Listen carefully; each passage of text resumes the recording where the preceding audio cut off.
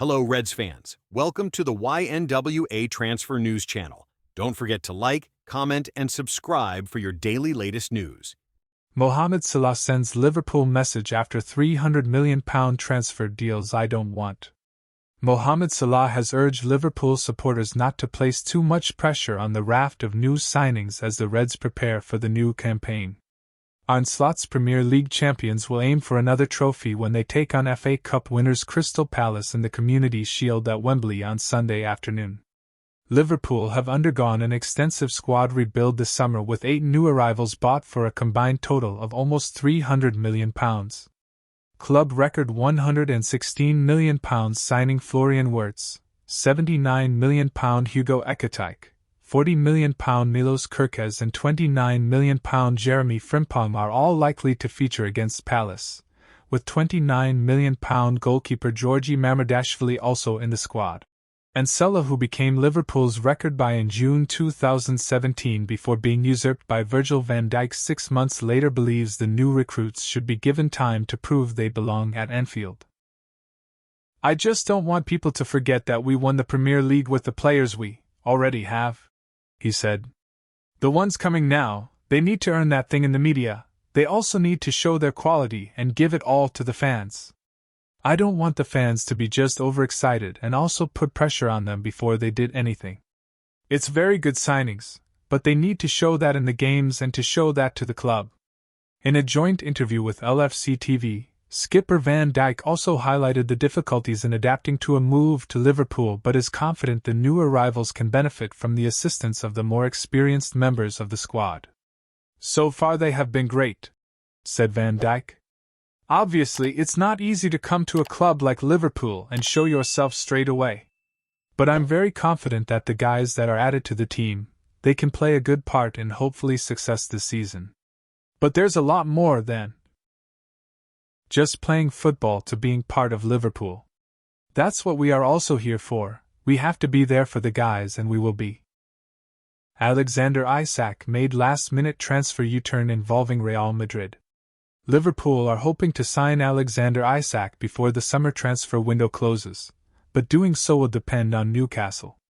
But had history been different, they would probably have had no chance of getting a deal done for the 25-year-old striker. Isak looks increasingly likely to join Liverpool this summer, with Newcastle continuing efforts to sign a replacement, and when they get that done, it's expected that they will open the door for the Premier League champions. Isak is widely regarded as one of the best number 9s on the planet, and it would be a magnificent piece of business if Liverpool get a deal over the line. And they can feel even fortunate if that is to be the case, given that the Sweden international could have been lining up for Real Madrid, or even Borussia Dortmund, instead. Details revealed on Alexander Isak's Real Madrid snub. Liverpool.com have revealed the history of Isak's career, explaining that he almost joined Real Madrid instead of Dortmund back in 2017. And multiple years on, the Bundesliga side could have re-signed him as per a buyback clause after he was sold to La Liga side Real Sociedad, who Newcastle eventually picked him up from. The next few weeks will see Isak's situation clarified. While it was reported earlier on Saturday that Newcastle do not intend to let their star striker leave before the summer transfer window closes, they will almost certainly relax their stance if they can get 2 number 9s signed before the deadline. However, it will still not be easy for Liverpool to get a deal done, even if this is done by Newcastle, who continue to insist on the Premier League champions paying £150 million in order for an agreement to be reached. Alan Shearer hits out at Newcastle amid Alexander Isak transfer drama. Not a good look. Newcastle legend Alan Shearer has hit out at his old club for the way it has handled its transfers this summer, as the Alexander Isak saga takes yet another twist. The striker has been linked with a move to Anfield for some time now, although he has seemingly been pushing harder for the switch in recent weeks. Liverpool did submit a $146 million bid for his services, but that was swiftly rejected by Newcastle. There doesn't seem to be another offer forthcoming at the moment, and even if Arne Slot still has a move for Isak in mind, it might not be worth his time now. New reports suggest Newcastle's owners have blocked the 25-year-old from leaving St. James Park this summer, leaving Isak furious. It's just the latest twist in what has been a difficult summer for the Magpies. Despite the highs of winning a first domestic trophy in 70 years and qualifying for the Champions League, Eddie Howe has struggled to strengthen his squad. Newcastle has failed to sign a number of its targets this summer, including Liam Delap, João Pedro, and Benjamin Sesko, all of whom could have been replacements for Isak. Shearer has now questioned why his former side hasn't been able to land its targets, with the former striker citing internal problems as a possible reason. "Why can't Newcastle get business done?" Shearer said while speaking to Betfair. "I don't know whether it's to do with the fact they don't have a chief executive or sporting director. They've known for months now that the chief executive was leaving, so I'm pretty surprised that one hasn't been announced as yet. The sporting director left a couple of months ago now, and they've known that, so that's a big surprise that those spaces haven't been filled. Whether that has anything to do with Newcastle's lack of business and the number of players that have said no to them, I don't know. It's not a good look. Given their struggles in the transfer market, the Magpies look as though they could be running out of options as they look for a new forward. That may well play a part in Isak's future, with Shearer desperate for any kind of resolution at this point. The biggest thing they have to do is, somehow, sort the Isak situation out, and if they can't get anyone in, I guess that means he isn't going anywhere." Shearer added. Eddie will have to be at his persuasive best to try and turn Isak's head around, because it has been turned in terms of him wanting to go to Liverpool. On the proviso that he does want to go and Eddie can't turn his head, then you get the money. But prior to that, you have to get people in to replace him. Liverpool coach makes Virgil van Dijk admission after failed transfer attempt. You can see. Liverpool coach Giovanni van Bronckhorst has opened up about how he wanted Feyenoord to sign Virgil van Dijk. The former Netherlands international joined the Reds this summer as part of Arne Slot's reshaping of the backroom staff ahead of the new season.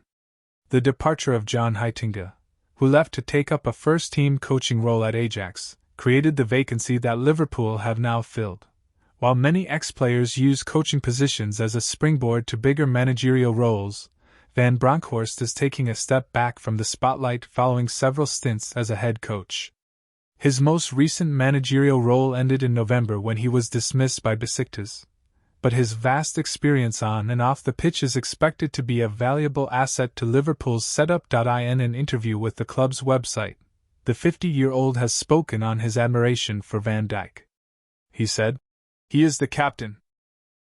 I have followed almost the whole of his career, from being an assistant at Feyenoord trying to get him there when he was playing at Groningen and Ronald Koeman was our coach. I have seen him making his steps in football with Willem II, Groningen, Celtic, Southampton and Liverpool now. He has developed into one of the best defenders in the world, and you can see he is the captain of this team with how he represents this club and how everyone in the club looks at him as the captain. Now I am working with him every day and you see what he means for this team. He is very important." On the pitch, Van Bronckhorst has been particularly struck by the mentality of the players he has worked with almost every day over the past month. "I've been impressed by the quality of the players, yes," he added. "To be competitive in all the competitions we face, you have the quality, but I think the most important thing in being involved in successful setups is character. The character we have in this group and the desire of the players to become better, to be competitive every day, that is what you notice. No matter what kind of exercises we're doing on the pitch, you see the competition is really high and everyone wants to win, which makes it very competitive for us as well to make sure everything is done right. If you make one mistake as a coach on the pitch and the player loses, you have to be really spot on. Because of the environment we create and the players create with their character and attitude, they are also very competitive in the games, and that's what we want. We want to be competitive. We want to win every game, and you can see that desire even in the little games we play to do the body wake up in the morning, little games and warm-ups, in training, it's everywhere." David Moyes makes blunt Everton transfer claim and shares 3 injury updates. David Moyes believes Everton still have significant work to do in order to be ready for the new season. The Blues boss saw positives in the narrow defeat to Roma, particularly in the first display in royal blue from new signing Kiernan Dewsbury Hall, But he acknowledged there are wider issues that need to be dealt with ahead of a landmark first campaign at Hill Dickinson Stadium. Asked for his assessment of his squad with the season opener against Leeds United just 8 days away, he said, "We've got a lot to do, haven't we?" Moyes was speaking after Everton fell to a 1-0 defeat in their final pre-season friendly, the senior team's first game in front of supporters on the Liverpool waterfront. James Tarkowski, Thierno Barry and Iliman Ndiaye all had good chances to give the Blues the lead, but the hosts faded after a series of changes on the hour mark. After which Matthias Sols scored the only goal of the game. After the match, Moyes said, "First half I thought we were okay. I didn't think we played so well in the second half. Roma were better in the second half. We missed a couple of opportunities to get in front but didn't take them. The first half was okay, the second half we weren't so good." Moyes was pleased with the performance of Dewsbury Hall, and Everton's drop in competitiveness coincided with the withdrawal of the 26-year-old and fellow new signing Barry. On their performances, the manager said, "I thought Kiernan did well. I thought he gave us some quality. You could see the difference in his levels and some of the things he did were very good. I was really pleased with that part. I think Barry had moments as well." Mark Travers, Adam Asnou and Carlos Alcaraz have also been signed, but Moyes has been outspoken in his desire for more transfers and more are expected over the coming weeks.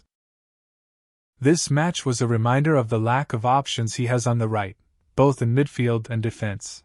His problems were exacerbated with left-back Vitaly Mykolenko forced off with an early injury.